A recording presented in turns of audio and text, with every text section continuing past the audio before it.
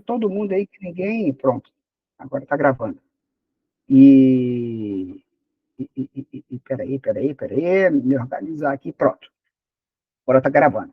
Então, mas até aqui a gente estava falando da aula passada. O interesse maior aqui hoje é a gente justamente, se a economia é uma ciência de comportamento social, né, não é exata, por incrível que pareça, ela dança de acordo com a música, ela caminha na linha do tempo, esses fatores de produção, eles se comportam na linha do tempo de acordo com o interesse da sociedade. E a sociedade, ela é mutável, né? Ainda bem que nós somos mutantes, né? A gente muda os nossos interesses de acordo com o momento, de acordo com o contexto, etc, etc.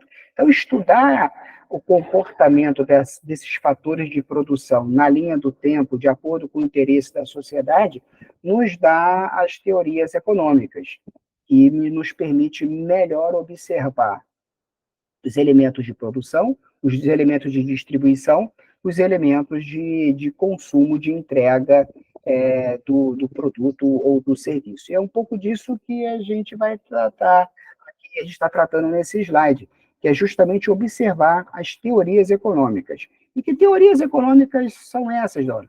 Todas elas, todas elas estão preocupadas com os sistemas econômicos que são os fatores de produção combinados. A relação, então, eu botei aqui do lado da produção em si, da relação com a parte que consome e a parte que me entrega, né, do fornecedor e do cliente, e de quem me financia, as instituições, querem aqui instituições, na maioria das vezes, financeiras, que me emprestam dinheiro para comprar o trator, me emprestam dinheiro para eu abrir meu negócio, etc, e etc. Me empresta o dinheiro para eu começar a controlar aqueles fatores de produção de uma forma harmoniosa. E como nossa cabeça, né, a gente nasceu pensando de forma fracionada, né, como que é a nossa relação? Uma aula, duas aulas, três aulas, um tempo, dois tempos, três tempos, a gente controla, a gente fraciona a linha do tempo, né? Segunda-feira, terça-feira, quarta-feira, uma hora, 2 horas, 8 horas, 9 horas, tudo na nossa cabeça funciona de forma fracionada. Por que isso? Porque isso permite a gente juntar o quebra-cabeça, né, dessas frações e formarmos a paisagem que a gente quer, formarmos o nosso raciocínio. É assim que funciona. Na economia não é diferente.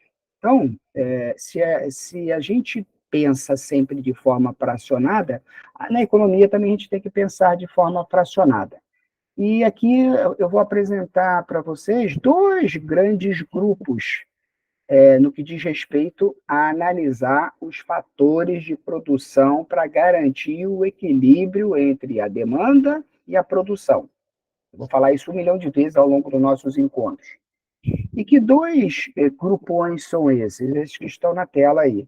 Microeconomia e macroeconomia. Aí você vai falar assim, meu Deus do céu, lá vem o Douglas falando de coisa complicada para mim, que eu não entendo nada disso. Entende sim.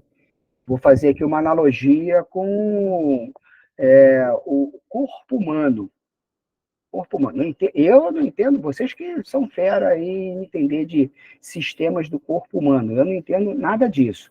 Mas olha que analogia interessante. Se a gente pegar o corpo humano, ele é composto de vários órgãos, né? Aí eu matei a aula de biologia, não vou lembrar quais são os nossos órgãos, mas enfim, o intestino, o fígado, blá, blá, blá, blá, blá.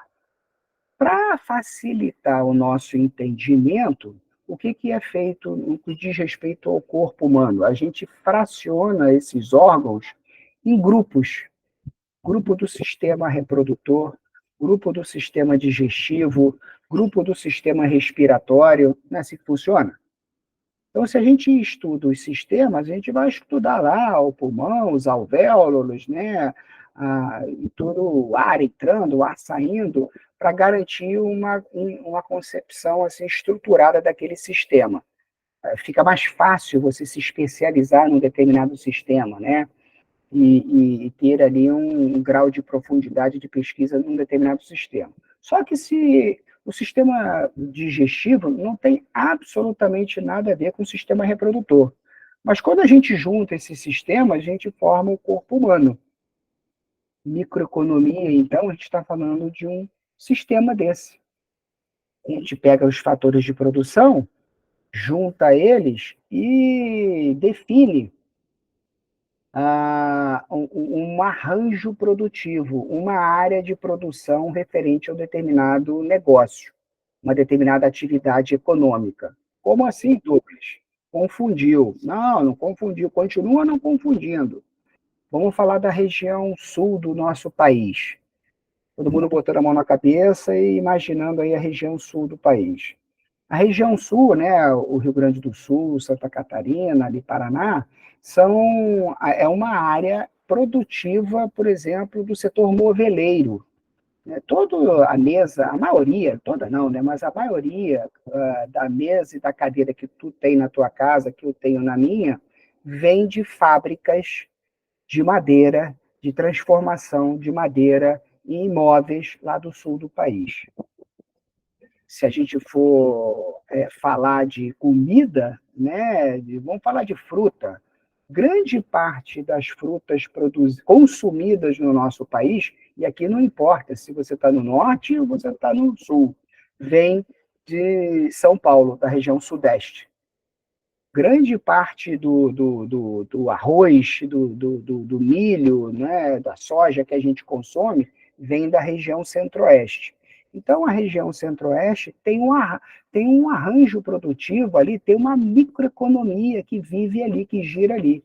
O setor moveleiro do sul tem ali uma microeconomia, tem agente que empresta dinheiro para as fábricas de móveis, agente que transporta esses móveis, a gente que corta a madeira para fornecer a madeira para as fábricas de móveis. Existe um ciclo de relacionamento ali fechado no sul do país referente a esse setor moveleiro.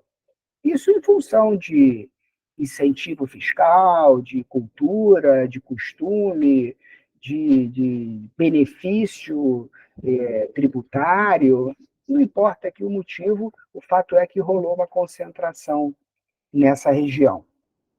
Eu moro no Rio, né?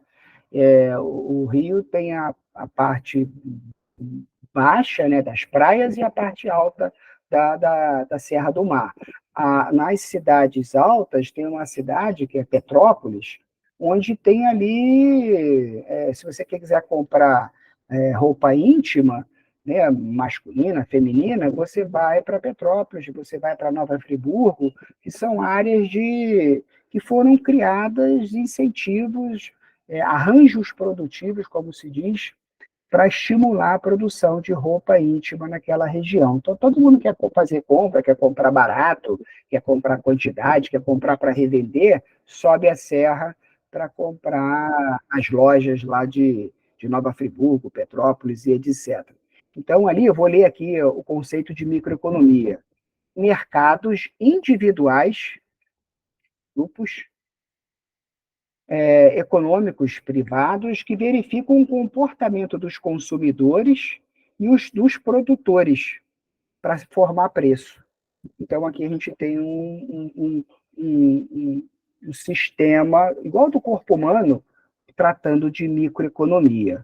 Esse sistema aqui, quando da roupa íntima lá de Petrópolis, tem que ter gestão de insumo, tem que ter gestão de mão de obra, tem que ter gestão de tecnologia, tem que ter gestão de capital, tem que ter coordenação desses fatores e estamos falando então dos fatores de produção. Legal?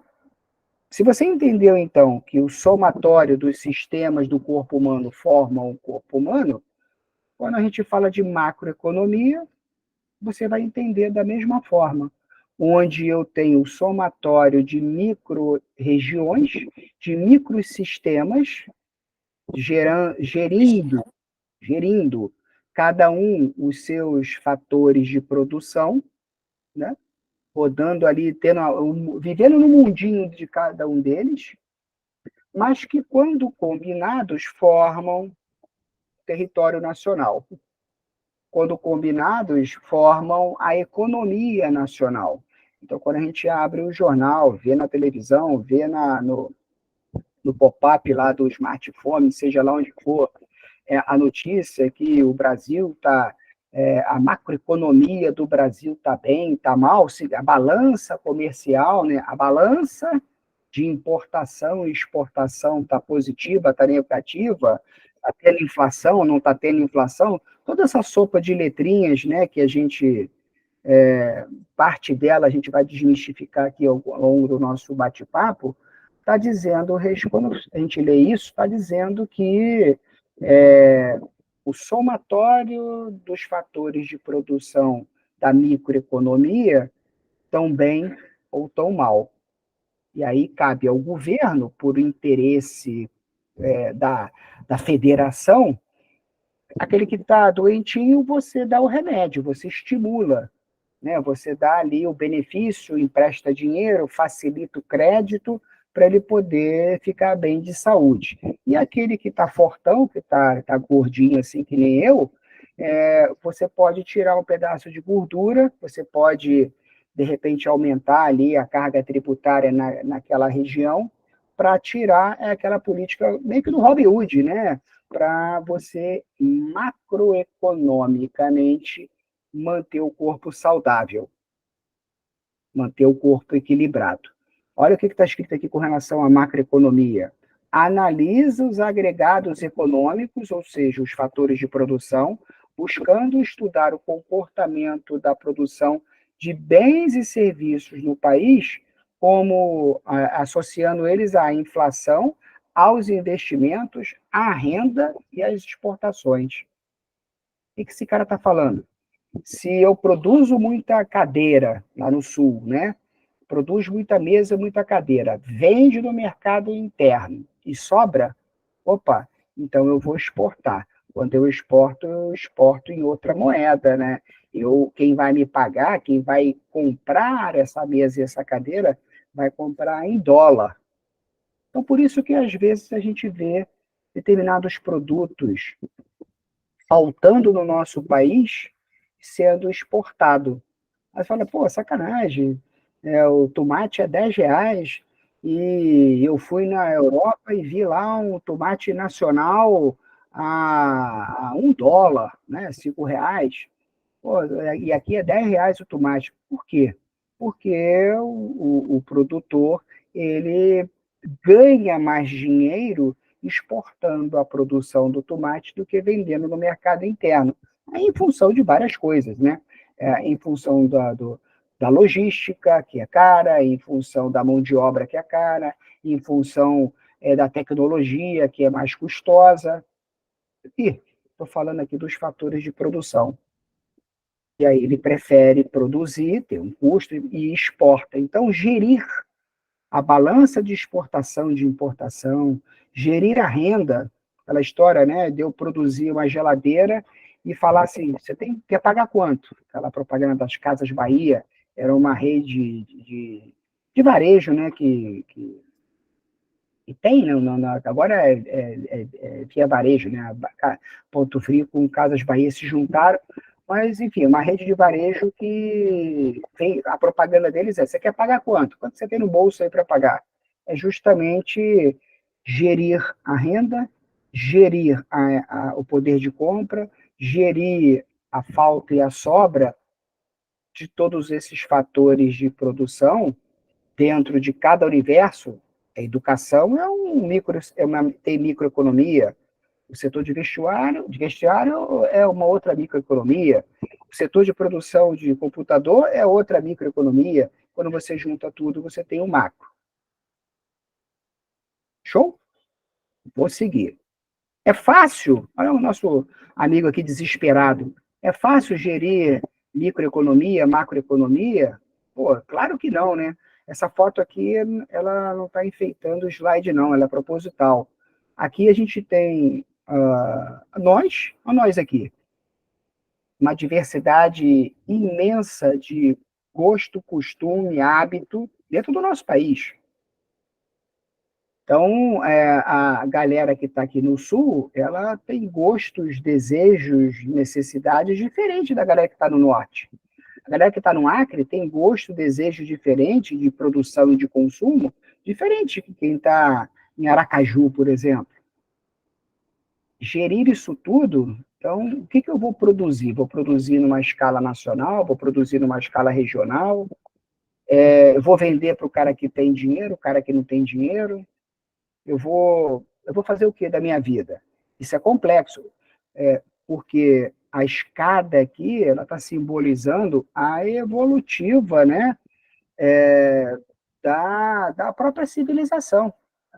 A economia é uma ciência voltada para atendimento ao social, e o social está em constante mudança. Tivemos a Revolução Territorial, né, na era, antes do Cristo, aí, da era cristã, né, a história da propriedade, do patrimônio. O patrimônio veio de patris, né, de pai para filho. Então, você tinha um rebanho, passava para o teu filho, tinha que controlar, inventariar.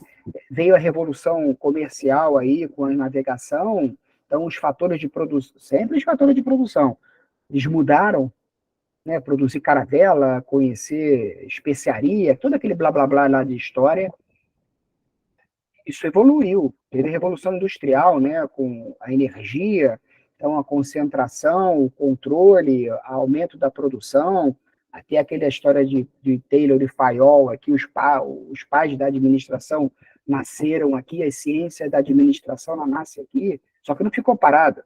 Veio a Revolução Sistêmica, né, nós fomos apresentados aí aos supercomputadores da, das grandes redes de produção aí de tecnologia. Esse processo evolui, revolução tecnológica, a sinergia aí dos sistemas, né? Um smartphone hoje, a gente faz tudo com ele, né? Não só usa como computador. Eu nem sei se um smartphone você consegue fazer ligação telefônica, né? Nem sei se esse cara aqui você faz ligação telefônica. O fato é que você faz tudo com ele. Tudo que você possa imaginar, você faz com um smartphone. E aí, hoje, a gente está vivendo a era dos algoritmos, dos big data, né, dos data mining, e o próximo degrau? Não sei. Não sei para onde que a gente vai chegar. Fala, Felipe. Felipe levantou a mão. Pode me interromper, cara. Professor, eu tenho uma dúvida. Por que vocês do Rio de Janeiro bebem a Coca de Goiás e os de Goiás bebem a Coca do Rio de Janeiro? Pô, pergunta complicada essa. Pergunta muito complicada. Não saberia te responder. Porém, aqui, vamos viajar na maionese, né? O que o Felipe está falando que aqui a Coca-Cola, né, é uma holding que lotada nos Estados Unidos, que vendeu a concessão dela, né, para a família Gereissati administrar a marca aqui no país. Então, a família Gereissati, ela tem ali, vou chutar aqui, né, a Recofarma, ela é administradora da Coca-Cola, né, do xarope, vamos dizer assim, da Coca-Cola, e tem aí cinco ou seis, estou chutando, tá? O número exato eu não sei, não. Mas menos de 10 fábricas engarrafadoras da Coca-Cola, né, no país. Agora não, porque comprou outras, né, Mate Leão, outras Tubaína, mas da Coca-Cola em si, com 4 ou 5 fábricas. O que o Felipe está dizendo é que no Rio de Janeiro tem a Refrescos Rio de Janeiro, que é a produtora nacional do Rio de Janeiro, estadual, que produz Coca-Cola. Ela é consumida aqui, Felipe. Ela é consumida aqui. Mas provavelmente, quando você falou de Goiás, provavelmente a demanda aqui ela não está casada. Andina também revende do Rio. É verdade, Silvia. Obrigado. Obrigado. É isso mesmo. Provavelmente, aí é uma análise que a gente precisa pesquisar, mas verificando aqui com o nosso tema. Provavelmente o consumo não está compatível com a produção. Por uma questão estratégica, né, ela quer ter penetração e talvez as engarrafadoras aí de Goiás, eu não sei se a região centro-oeste tem engarrafadora. Eu sei que tem vários depósitos. Realmente eu vou ficar no vácuo e responder se na região centro-oeste tem engarrafadora. Se tiver, pela sua pergunta, tem, de repente a demanda não absorve toda a produção. E aí ela tem que meio que exportar de outros estados para consumir aí. E aqui, provavelmente, é, eu não tomo refrigerante, né? Então, eu tomava antes, agora eu não tomo mais. Então, eu sou um que comprometeu a produção. Eu não sei realmente se é só daí que vem para cá, mas aqui eu acho que é consumido também o refrigerante produzido aqui. Não sei, sinceramente não sei. Mas certamente está associado à demanda, certamente está associado a custo de distribuição. Vai, de repente, você entregar uma carreta de Coca-Cola aqui do Rio, na região norte do estado, apesar da quilometragem ser menor do que você entregar em Goiânia, infinitamente menor, mas de repente tem o risco de assalto, e aí é preferível você entregar numa região mais distante. Aí tem vários fatores associados que realmente a gente tem que pesquisar, né? Mas é uma boa pergunta, uma boa pesquisa interessante aí. E isso acontece, hein? Isso, o Felipe falou da Coca-Cola, mas isso acontece, está associado a tantas vezes você produz aqui e não vende aqui. Outros produtos, né, você vende em outra localidade, porque você tem um incentivo, você tem ali uma população que tem ainda o gosto do seu produto, diferente da população local, que já mudou o gosto. Existem vários fatores aí a serem considerados. Mas essa, na bucha, eu não saberia te responder. Mas é engraçado. Coca-Cola é complicada pra caramba. Coca-Cola tem, tem quem tem concessão, quem tem o direito de engarrafar, quem tem o direito, tem a Sola lá no Nordeste, que é a gestora, né, ali de Recife, toda aquela região ali, Rio Grande do Norte, tem a Sola que administra, na Bahia já tem outro, é uma confusão danada. Enfim. Voltando a falar aqui do nosso. Voltando a falar, não, que a gente está falando, né? Mas aqui tratando especificamente da complexidade, eu falei aqui no slide anterior, que essa revolução ela continua, né? Hoje, falando aqui da inteligência artificial, você hoje de manhã fez a compra de algum produto, né? Pesquisou no Google a compra de algum produto, foi lá, comprou, seja lá onde for, e agora, depois da sua compra, você está recebendo um monte de pop-up aí, um monte de propaganda, o algoritmo está te enchendo de propaganda para você comprar mais produtos associados, similares àquele que você comprou na parte da manhã. Isso acontece com a gente em função da inteligência artificial que está aqui nos monitorando, né? Eu estou dando aula aqui, o meu smartphone está aqui falando, se eu for falar de Coca-Cola, eu tenho certeza absoluta que depois, no final da aula, vai aparecer propaganda de comprar Coca-Cola barata em algum momento aqui no meu smartphone. Não tenho dúvida nenhuma disso.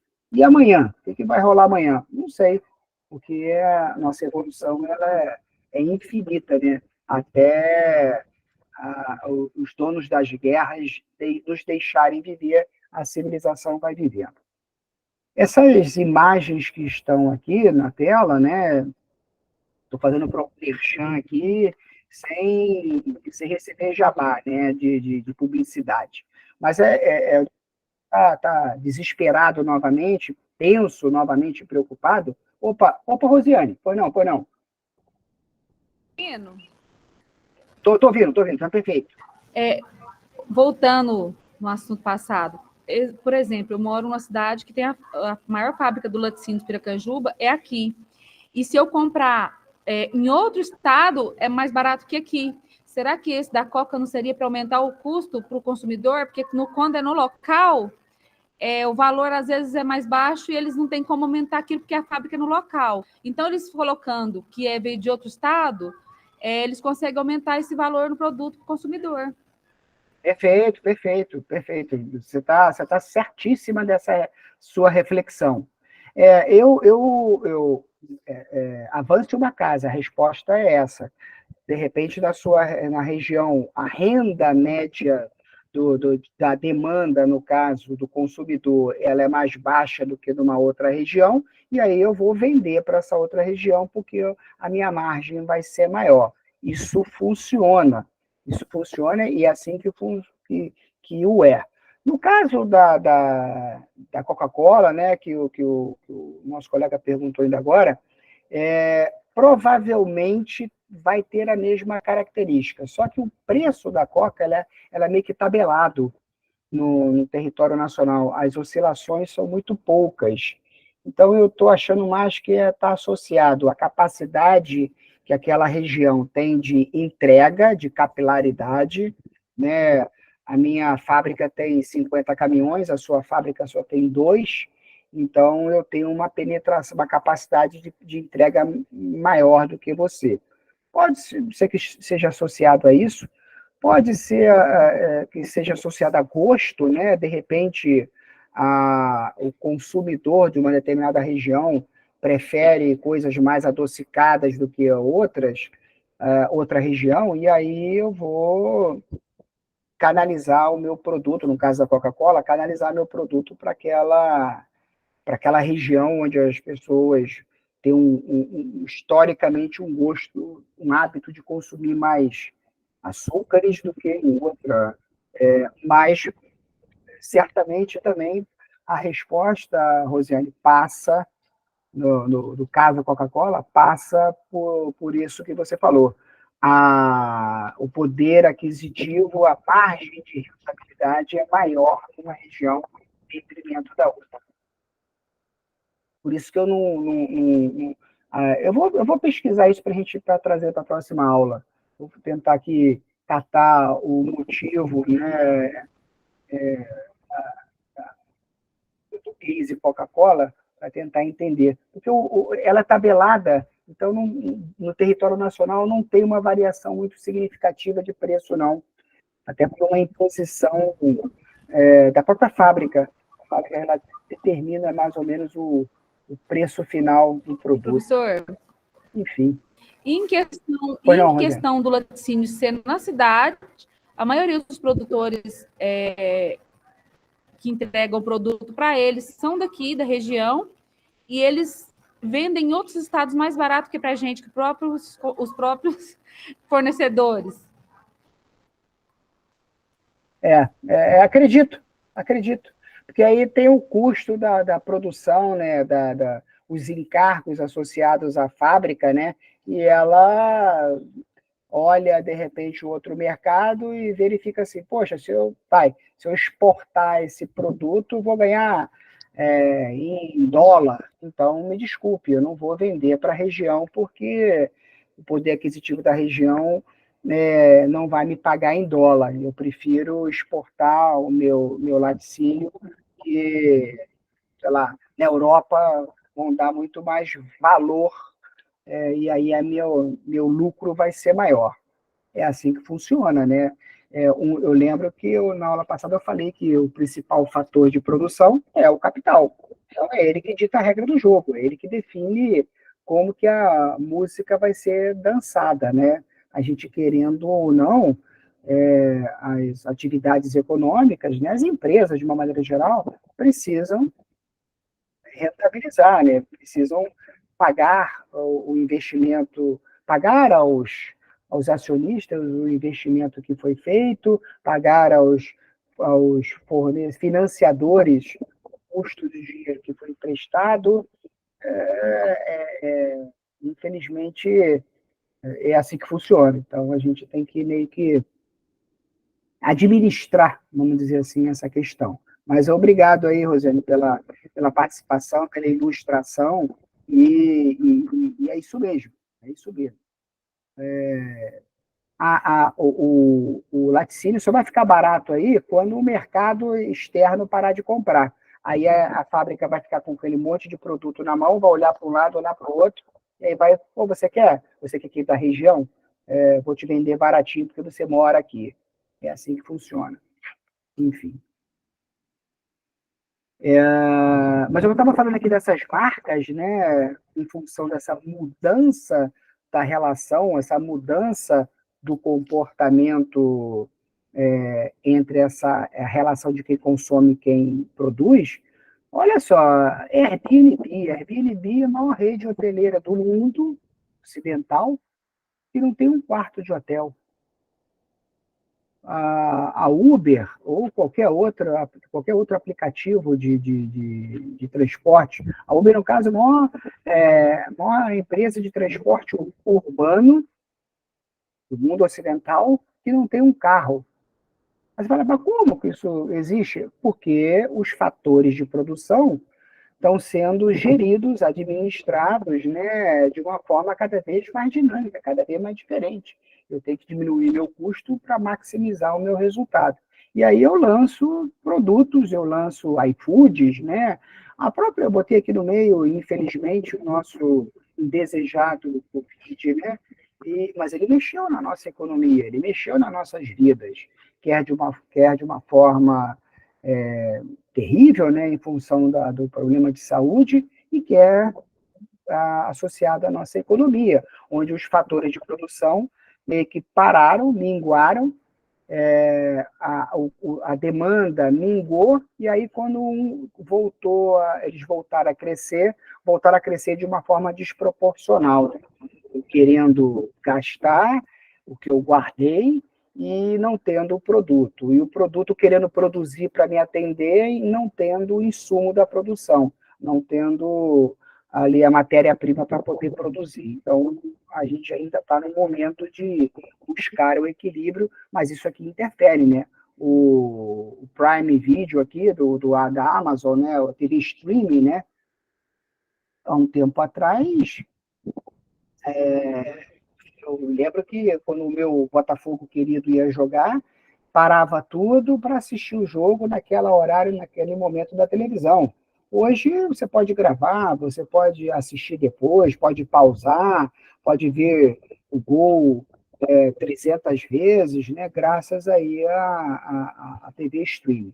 Então, esses elementos, eles mexem com os fatores de produção e isso gera um desbalanceamento nas relações, e aí, mais uma vez, os teóricos, os observadores, os analistas, precisam estar olhando esse comportamento para estar julgando a melhor forma de haver a relação. Dito posto, eu quero apresentar aqui para vocês em quatro momentos, 1400, 1600, 1700 e 1800. Observe que a forma de olhar os fatores de produção, ela vai mudando na linha do tempo. Não que hoje o de 1400, né, é pior ou melhor do que o atual, mas o fato é que as boas ideias do Figger, lá, do Jacob Figger, que era talvez o maior, respeitando aí o valor monetário da época, né? O cara mais rico do mundo de todas as épocas não é o Soros, não é o Gates. Foi respeitando aí a relação população, macroeconomia mundial, respeitando tudo, foi esse cara aqui, que era um economista. E ele falava o seguinte, que o foco dos fatores de produção era produzir riqueza. Ele não estava preocupado ali se ia detonar a floresta, detonar pessoas. O foco da teoria do capital mercantilista era pegar, explorar, né, no caso aqui da relação Brasil-Portugal, um exemplo. Então, pô, vamos explorar, vamos extrair, vamos remeter para produzir riqueza. Era uma forma de pensar da época, né? Preocupação com o poder. O foco era acumular riqueza. Ah, isso mudou? Vamos jogar fora? Não, né? Aqui entre nós, hoje ainda tem empresários, tem economistas que têm essa preocupação, tem esse interesse em produzir riqueza, explorando cada vez mais ali a mão de obra, explorando cada vez mais a tecnologia, explorando cada vez mais os fatores de produção. Isso é um pensamento que a gente entrou no nosso DNA hoje, século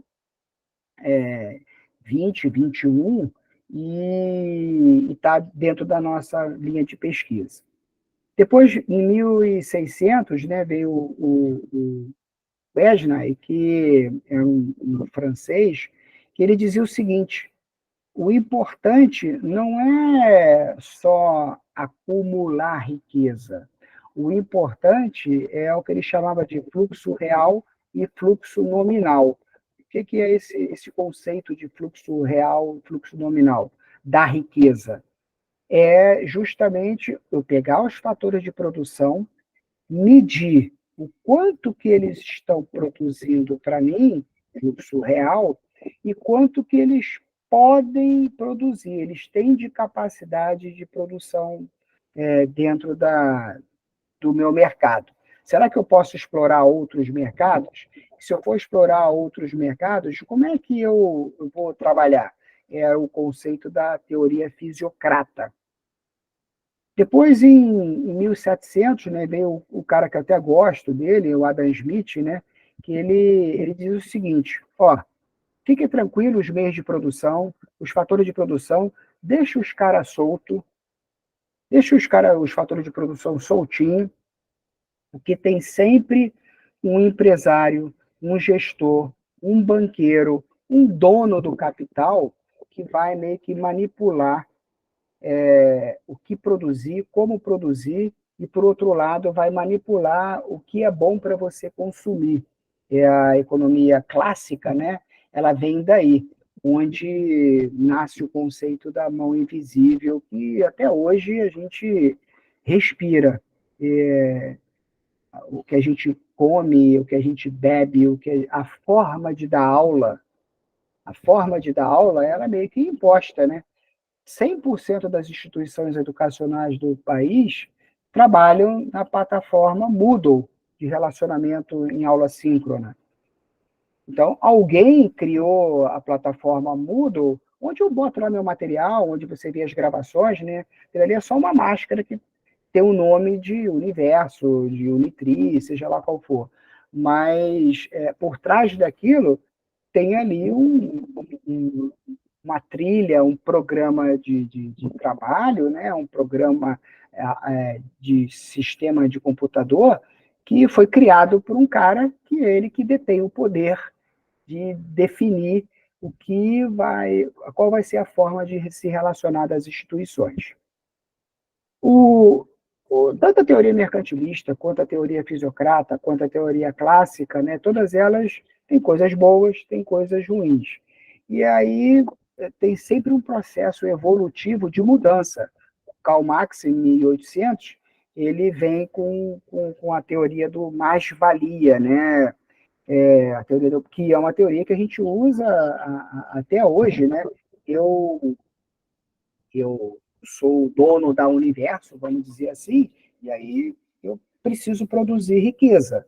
O que eu faço? Eu contrato o professor Douglas, vou produzir riqueza através do professor Douglas, dando a aula, né? E parte dessa riqueza que eu adquiro, eu compartilho com o professor Douglas através do salário, né? O conceito do pensamento marxista se passa por aí. Eu não vou só acumular o poder, eu não vou só controlar os fatores de produção de forma invisível, eu vou olhar quem me ajuda e compartilhar com quem me ajuda a riqueza produzida. Esses são os principais pensadores. Eu botei aqui a foto do Galileu Galilei, né? Porque ele é considerado o pai das teorias. Aqui são só teorias econômicas, né? Algumas das teorias econômicas, né, que a gente traz aqui para o debate. Mas o pai de todas as teorias, não só econômicas, mas também sociais, comportamentais e tudo mais, né? Trouxe a foto dele aqui para tentar ilustrar para vocês e fazer com que vocês percebam que toda a relação entre produção e consumo tem alguém observando, tem alguém nos vendo. E quem observa, quem analisa, forma opinião, e essa opinião formada, ela pode ser manipulada no bom sentido, né, para que aumente a capacidade de produzir riqueza ali para aquela empresa, para aquela teoria, seja lá o que for. A principal, a principal teoria, principal teoria não, desculpa, o principal fator econômico, dentre os fatores econômicos, é esse cara aqui, ó, é o cifrão, é o capital. Então, vou voltar. Todas as teorias, importa se é mercantilista ou marxista, né, mais preocupado com o social, menos preocupado com o social, 100% das teorias passam por estudar o cara mais forte do grupo, que não é a mão de obra, que não é a tecnologia, que não é o insumo da produção, que não é a gestão, é o capital. Ele que é o cara mais poderoso dentre os fatores de produção. E aí, o iFood, o Uber, e todos aqui, o Airbnb, todos aqueles elementos que a gente falou ali ainda agorinha, né, diante dessa evolução das relações humanas, passam por potencializar, otimizar o capital. Todos eles passam. Vou dar um exemplo aqui rapidinho, né? Botou aqui: acúmulo se processa via desenvolvimento de forças produtivas, novos produtos que provocam autoconsumo. Olha que coisa linda o exemplo que eu vou dar aqui rapidinho. Você, até um tempo atrás, tinha na sua casa lâmpada incandescente, aquela lâmpada amarela, né, que parecia Aquela lâmpada ela é vendida ainda. Se você for ali na loja comprar, aquela lâmpada custa R$ 2, aquela lâmpada. Ela é mais barata, mas você fez o seguinte: você trocou todas as lâmpadas da sua casa incandescentes por lâmpadas fluorescentes. Quanto que custa uma lâmpada fluorescente? Quanto que custa uma lâmpada de LED? 10, 15 prata. Ué, você trocou uma lâmpada que você, quando ela queimava, ela custava R$ 2, R$ 3, você passou e você comprou uma lâmpada de LED que custa 15 prata. E está feliz da vida, porque você está economizando no final do mês o consumo de energia. Está salvando o planeta, está economizando energia, etc, etc. É uma coisa linda. Só que quem determinou isso para você foi a Philips, que foi a criadora, a lançadora, né, da lâmpada fluorescente, da lâmpada de LED, né? Então, foi uma empresa que falou assim: pô, joga todas essas suas lâmpadas fora e compra essa lâmpada aqui que você vai economizar no final do mês. Só que você está trocando R$ 3 por R$ 15. Você vai levar aí 5 meses, pelo menos. Você precisa que a lâmpada queime 5 vezes para você trocar a lâmpada, que prevê 5,15, né? E você tem que meio que aguardar 5 queimadas da lâmpada incandescente para poder suprir e bater com o preço da lâmpada fluorescente. Mas você trocou feliz da vida. a recuperação desse dinheiro que você botou, desses 15 reais que você botou, ela vai se dar lá na frente. Vai chegar o momento que você vai economizar, é verdade. Mas será que se você controlasse direitinho aquela lâmpada ali que você tinha, será que não pouparia esse dinheiro? Sei lá. Será que se você precisa trocar sua geladeira, porque a geladeira mais nova, mais moderna, economiza mais energia? Na tabela lá de economia tem lá a letra A, B, C, lembra daquela que tem no verso do aparelho eletrodoméstico, né? Então, precisava trocar sua geladeira antiga para a geladeira nova? Precisava, porque você precisava atender esse cara aqui, que é o capital. Ele te disse que faz bem você comprar um aspirador de pó e você fazer o trabalho. Só basta comprar o aspirador de pó. Eu não vou limpar a tua casa, não. Mas se você comprar o aspirador de pó e usá-lo, até te digo como você usa. E aí você vai ser feliz. Você vai manter a tua casa limpa, que é importante, a casa limpa, o cara dos ácaros, blá, blá, blá, blá, blá, blá. Mas é um produto que você comprou feliz da vida para você trabalhar. Né? É uma relação meio esquisita. Então, o principal elemento aqui é o capital. A gente precisa estudar esse cara chamado capital, porque ele, se a gente estudar ele, a gente vai entender de microeconomia, a gente vai entender de macroeconomia, vamos entender dos sistemas de produção, vamos entender dessa relação. E é isso que eu estou trazendo aqui para vocês, né? Mais uma vez aqui, 4 pensadores, né? E aqui eu estou trazendo para a nossa realidade, né? 1970. Alguns de vocês já eram nascidos, outros não, a maioria não era nascido, né? Mas eu estou falando aqui de 1970, 1980, 1990. Estou falando de ontem. Estou falando de ontem. Teorias do capital, pensadores que estudam o comportamento micro e macroeconômico na nossa realidade, no nosso mundo.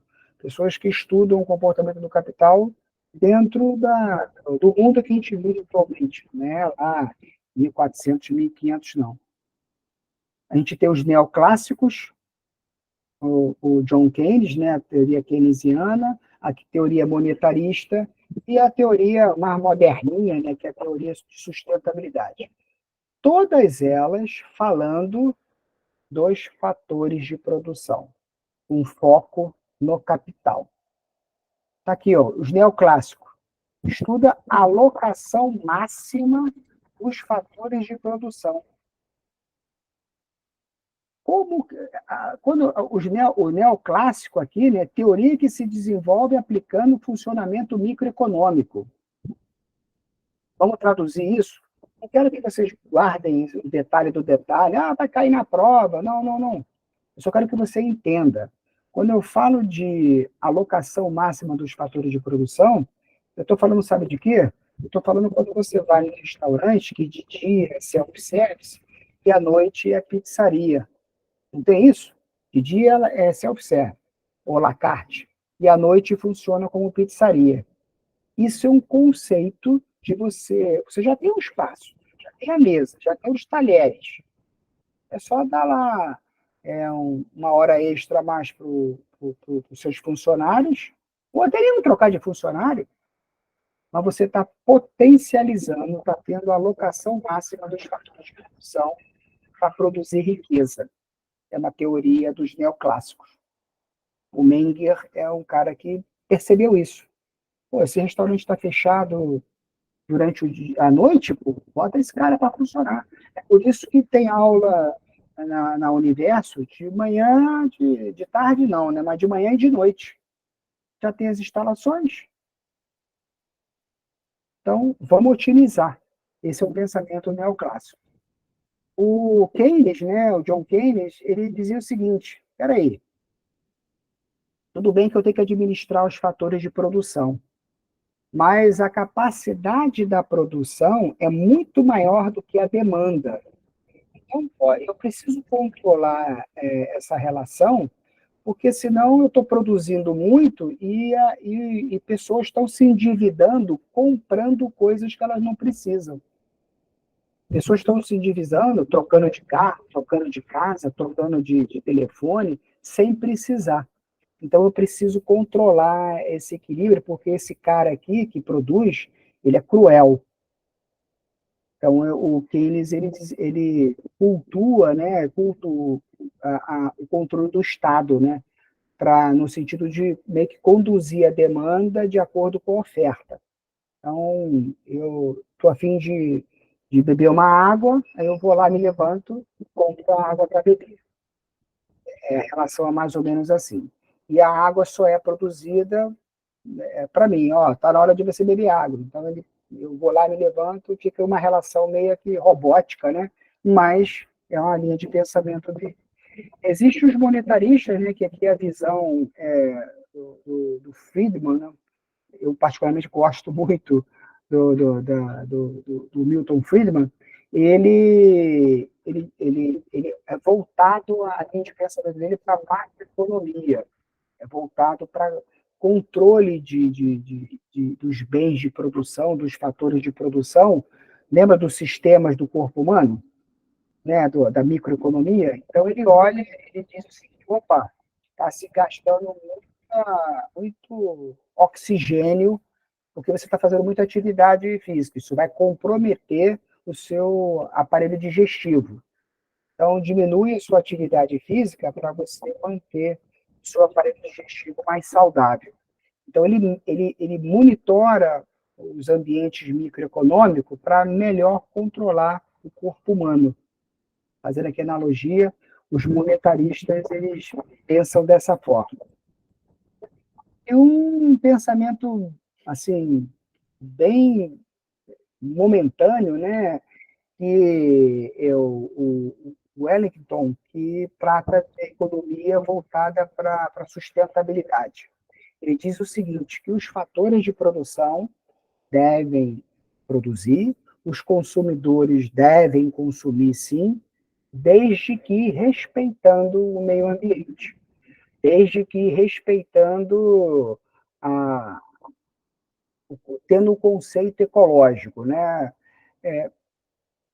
É uma linha de pensamento cada vez mais moderna, cada vez mais real, cada vez mais presente, mas, assim, eu estou apresentando aqui para vocês, né? Mas é uma coisa muito recente, né? 1990 para cá, e eu acho que a população está crescendo muito rápido, né? Por mais que a nossa pirâmide etária no Brasil ela tenha diminuído, né, ela tenha ficado gordinha, né, mas no mundo a população mundial ela cresce muito e aí ela precisa consumir, principalmente alimento. Se eu não tenho a capacidade de criar alimentos em laboratório, se eu não tenho a capacidade de explorar o máximo possível a terra, amanhã pode acabar? Pode acabar, sim. Mas hoje pode acabar a população. Então, esse conceito do Elkington é um conceito meio complexo, mas, de qualquer forma, é uma teoria do capital aplicada atualmente. Dito posto, era isso. E a gente fecha esse módulo. Poxa, eu queria começar a falar o outro, não consegui. Mas peraí que o Matheus tem aqui. Pois não, Matheus? Tá com Opa, interrompe, cara. Com fator de produção, você quer dizer algo que vai beneficiar tanto a empresa quanto o cliente? Tipo, o cliente ele gastava muito mais com o outro produto, né? Que era a lâmpada fluorescente. Aí a Philips ela criou a lâmpada LED, né? Você falou. Sim, sim. Olha só. Aí seria meio que com a ideia de que o cliente iria consumir mais porque ia ocupar o bolso dele, ia trazer mais investimento. É exatamente isso, Matheus. No caso da lâmpada, é exatamente isso. Você estava feliz da vida com a sua lâmpada incandescente, pagava uma conta de energia no final do mês um pouquinho mais cara, porque o consumo do quilowatt da lâmpada incandescente é maior. Mas você estava feliz da vida em gastar R$ 3 para trocar a sua lâmpada. Aí a Philips, no caso, falou assim, poxa, ela produzia lâmpada incandescente. Ela que produzia, ela que vendia. Ela tinha quase que o monopólio do mercado. Mas ela dizia o seguinte, pensou o seguinte, eu tenho que criar um mecanismo para alavancar o meu lucro. Porque o Matheus troca de lâmpada uma vez por mês. E a cada mês ele compra lá, gasta R$ 3 trocando a minha lâmpada. Como é que eu vou botar a mão no bolso do Matheus e ele fica feliz? Já sei. Eu vou criar um novo produto, no caso a lâmpada de LED, a lâmpada fluorescente, e eu vou cobrar dele R$ 15 e vou falar para ele que vai economizar energia, é mais resistente, mais durável, e é verdade, Só que toda vez que a lâmpada queimar, você vai gastar R$ 15 e não R$ 3. Então, é um exemplo que eu quis trazer para vocês, que a empresa falou o seguinte, eu vou alavancar, eu vou aumentar o meu lucro, eu vou rentabilizar mais o meu negócio, criando um novo produto dessa forma.